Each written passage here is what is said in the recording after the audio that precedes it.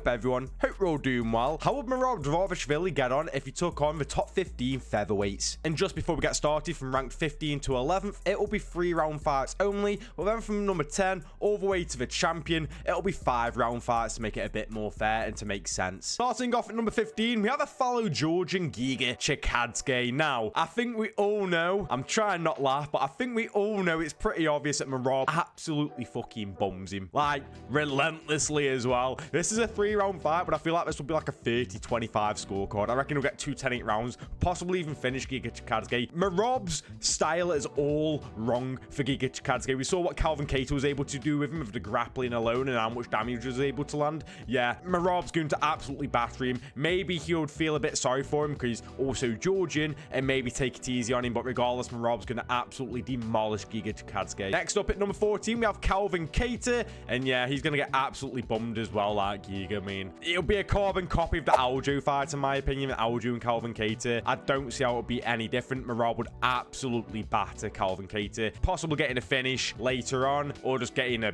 very dominant wide scorecard decision. Number 13, David Onama. Now, you know what? Yeah, Merab's absolutely going to batter him again. I feel like, I know this is very copy and paste, but trust me, it does get interesting. He's battering David Onama. No different, just like the last 2 victims. He batters and gets a wide scorecard decision. Okay, but now we got number 12, the ultimate gatekeeper, Dan 50k Ige. Now, I like you, Daniel. I really do, but yeah, Merab's he's gonna run through you. I don't think you would be able to land on Merab. I think he'll constantly take you down, and I think he just absolutely pisses all over you. So Merab dominates you like he's done with the last few people. Now we move on to number 11, Youssef Zalal. Now, I feel like Youssef Zalal could have some success here and there, but ultimately, you'd only have very, very small moments, in my opinion. If not, none at all. So yeah, just like the last few people, dominant victory for Merab. So far, Merab's dominating all of these featherweights. And now we get to number 10, and this is where things start to get a bit more interesting. Finally, the first 5-round fight, and it would be against Gene Silva. Now, obviously, with Gene Silva, we're still yet to really see him be completely tested. I mean, he's been tested a bit of Bryce Mitchell, but other than that, he's just kind of been smooth sailing and haven't really been tested that much. And there's a lot of question marks surrounding Gene Silva now. How would this one play out in a 5-round fight? I would have to favor Merab, but there is a possibility that Gene Silva is able to knock out Merab. I feel like Merab will just be able to take down Gene Silva and do what he wants with Gene Silva. I do think Gene Silva will be able to get back to his feet,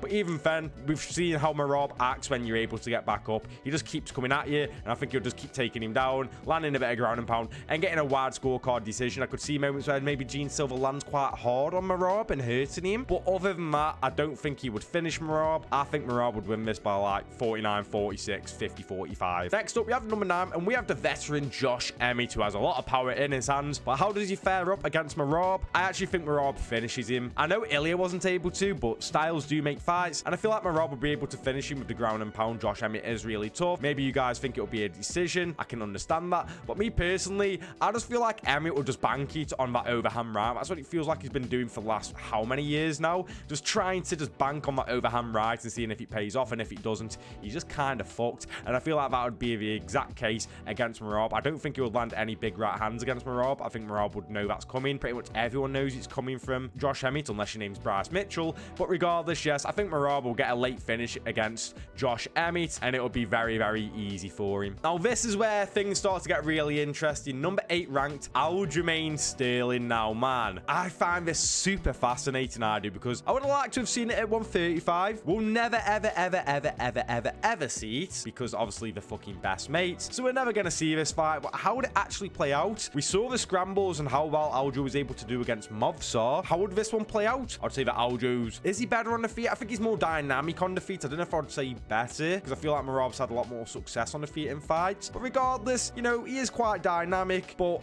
I think Merab wins this a very close decision. I could see Aljo winning this, though. They're both quite big. They've both always been big for 135. I'd be really interested in this. I feel like Merab might win purely on the fact of how relentless he is, and he doesn't stop, and his cardio. Don't get me wrong, Aljo also has great cardio as well, but I think Merab's cardio is just a tier above Aljo's, in my opinion. This one would be a brilliant one. I'd love to actually see this, but we'll never get to see it, unfortunately. But how do you guys think this could go? Because I could genuinely see it. If you think Aljo wins, I could genuinely see it how you would think that. But me, ultimately, I think Merab's proven time and time again he can grapple for 5 rounds straight. I feel like Aljo has struggled a bit with grappling grappling for 5 rounds straight in the past. He kind of fades a bit in the later rounds, I feel like. We haven't seen that with Merab, so I'm going to say Merab wins a 48-47 decision. Very competitive against Aljamain Sterling. Next up, number 7, we have Lerone Murphy taking on Merab. How do I see this one playing out? Now, I really do like Lerone Murphy. I think he's very, very skilled, but I think we all class him as like a smaller, miniature Leon Edwards, which isn't a bad thing. I mean, Leon Edwards was a former champion, so it's not the worst of things to be, you know, compared to. But ultimately, it does mean that I think you're going to wilt under a bit of that pressure. Don't get me wrong, I feel like Lerone Murphy, I was about calling Leon Edwards. Lerone Murphy actually does a good job on the inside, in all fairness. I do feel like that. But against someone like Merab, it's not like he's just on the inside with you. He's on the inside, but not giving you any space to really work with. And that's the hard part. And when Merab's constantly going and constantly going, I feel like he'll just be able to crush the soul of Lerone Murphy. I don't like saying that because, again, I do really like Lerone Murphy. But that's just how I see it going. I think Merab would absolutely dominate Lerone Murphy. I don't think he'll show any respect to Lerone Murphy's striking like we've seen other people. And I think he'll just constantly be on the front foot, taking him down, sort of similar to like the Piotr Jan fight, and just absolutely dominating him. And if he can't get the takedowns, he'll just keep spamming him no matter what anyways. I think Merab will get a wide scorecard decision against Lerone Murphy. Ooh, now we're at number 5. Arnold Allen is the number 5 ranked. Oh man, I don't know, you know, I could see moments of Arnold Allen being able to tag and do decent against Merab, because Arnold Allen does have some decent defensive grappling. I feel like Allen could actually land a fair bit on Merab when it comes to the striking. I don't think he'll be scared of getting taken down. Allen does quite a good job of not being controlled on the ground and getting back up. We saw it against Movsar, a very contested fight, which a lot of people believe that he won as well. I think that Arnold Allen could possibly win this one. It's a struggle, man. I think Arnold may actually win this one. Genuinely, I rate Arnold a lot. I think he's very well-rounded. He hits quite... I'm not going to say he has stupid power, but I think he does have a bit of pop in his shots, like we saw in the Dan Hooker fight and whatnot. Was able to land on Max Holloway a few times as well. Can he... I think he can handle the grappling. It's just about the cardio side of things. We've seen him go 5 rounds against Max Holloway, in all fairness, but it's a different sort of fight. It's not a 5-round back and forth on the feet. It's a 5-round of constantly having to use your grappling and your striking as well. He does get a bit fatigued, but he fights quite well when fatigued, in all fairness. I do think Merab would land on the feet as well, because Arnold, when he gets a bit more tired, his striking defense is a bit more sloppy, in my opinion. This is quite contested. I want to say Arnold wins this. It's so I genuinely think this is a super razor-thin close fight, to be honest with you, lads. I'm gonna say... Oh, man, this is hard. This is so hard. I'm gonna say that Merab wins 48-47, but honestly, this could be a coin toss. Tomorrow, I might think Arnold Allen could win this one, but right now, I think I'm gonna go with the Bantamweight champion Merab for this one by a 48-47 close fight. Right, so I just realized a mistake I made. I said that number 5 Arnold Allen was. Well, really, he's number 6, but I said number 5 because for some weird reason on the rankings, UFC have him and Brian Ortega as number 5. So yes, Arnold Allen was number 6, Brian Ortega is number 5. I don't know why they fucking do that, but regardless, yes, now we're at number 5, which is Brian Ortega. How would this one go? I think Merab pisses on him. Yeah, of course, Brian Ortega, okay rounded. He's got some okay boxing, nothing crazy, and he's got some decent jiu-jitsu as well, but ultimately, I think Merab's clever enough not to get caught in anything really stupid. Brian Ortega, I've never really super, like, rated him too much either. I feel like most of his winning performances, other than, like, the Korean Zombie, he's getting walloped until he's not. Like, against Moicano, he was getting walloped until I think he got the submission. And against Yair Rodriguez in the second fight, he was getting walloped on a possible 10-8 as well, until he obviously got the finish. So, I don't think that would be the case against Merab, and I think Merab would absolutely dominate Brian Ortega and get a 49-46 or 50-45 just get a decision. Now we move on to number 4 ranked, to Yair Rodriguez, and I'm going to be honest, I think Yair Rodriguez is the easiest fight for Merab in this entire top 10. I just do. Like, maybe he lands a couple on the feet, but other than that, no. I think I'm getting vibes of Frankie Edgar. I know this was time ago, and to be fair, Yair Rodriguez has become a better fighter, but I just think we haven't really seen Yair Rodriguez come up against an offensive wrestler, anything like Merab, in a very long time, an elite grappler. I just think that Merab would absolutely piss all over him. There is a chance that Yair lands on the feet with, like, something crazy like he usually throws out. He does a good job of landing on a lot of people, but even then, I don't think he'll be able to. I don't think he's going to knock out Merab by any chance, and I think that Merab's just going to take him down, control him like we've seen Yair Rodriguez control on the ground a few times, and I think he's just going to land a lot of ground and pound damage, maybe even get a late submission. I'm saying either a late finish by either ground and pound TKO, submission, or a very wide scorecard God, even chucking a 10-8 round into it. I think Merab would absolutely bury Yair Rodriguez. Now, next up, we have Diego Lopes at number 3. A bit more interesting because Diego Lopes was causing issues for Movsar when he was using his grappling against Diego Lopes. I could see where Diego Lopes could do quite decent against Merab, but ultimately, I think this would be a very competitive fight, but a clear decision for Merab, a clear 48-47 or 49-46. I think there'll be moments where Diego Lopes could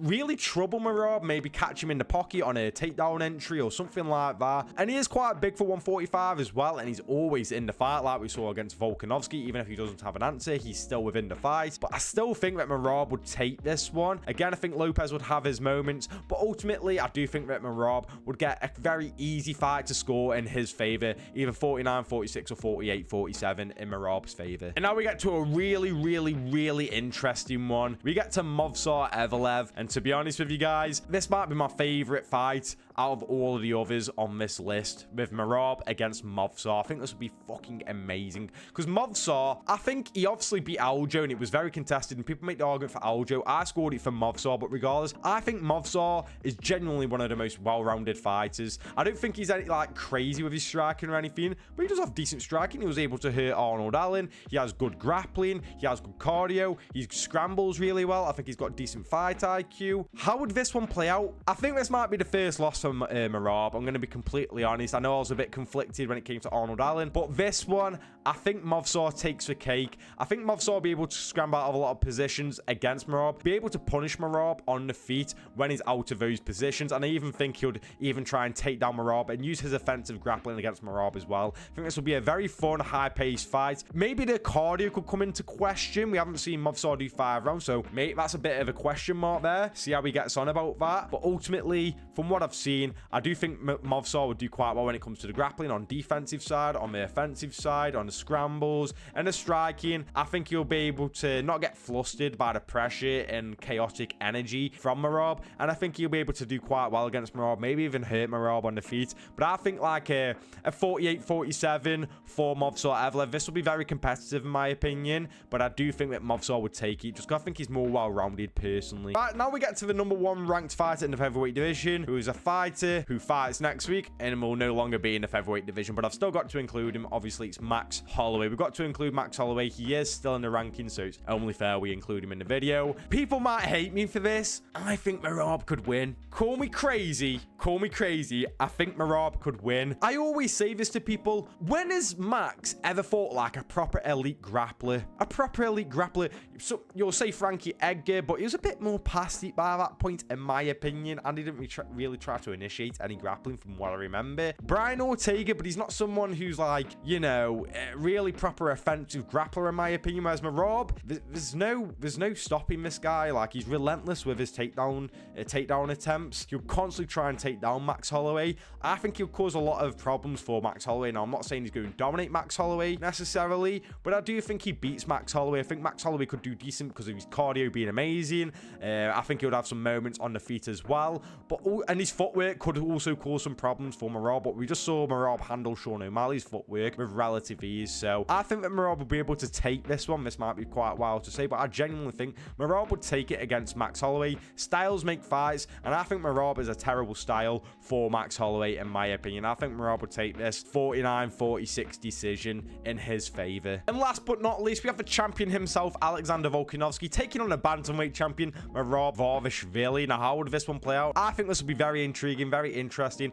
and we'll never get to see this fight because Merab came out and said, I would rather than ever fight Volkanovski, which is fair enough and very humble and nice of Merab in a way. But anyways, how would this one play out? Now, I think this will be really competitive. I think both guys would have a lot of success, but ultimately, I'm going to say that Volkanovski would win a very close and competitive 48-47 decision because, yes, I feel like Volkanovski is a great anti-grappler. He's able to be very good when it comes to his defensive grappling, and on the feet, of course, he's amazing. We all know this. Now, I feel like Merab could get Volkanovski down. I just don't think he'll be able to hold Volkanovski down. And there'll be moments where I think that he'll try and hold Volkanovski against the cage, like we've seen him do against like POTM, but because he's at 145, he wouldn't have as much success in my opinion. And Volkanovski on the feet, because his fight IQ is so insane, I feel like Volkanovski will be able to punish Merab whilst the fight is not on the ground in Merab's world, and whilst it's in Volk's world on the feet. I feel like Volk would do great against him. I think even with Merab trying to bum rush Volk at times, I still think Volk would do great against Merab, landing a lot of jabs to the body, setting up some big shots, possibly even hurting Merab.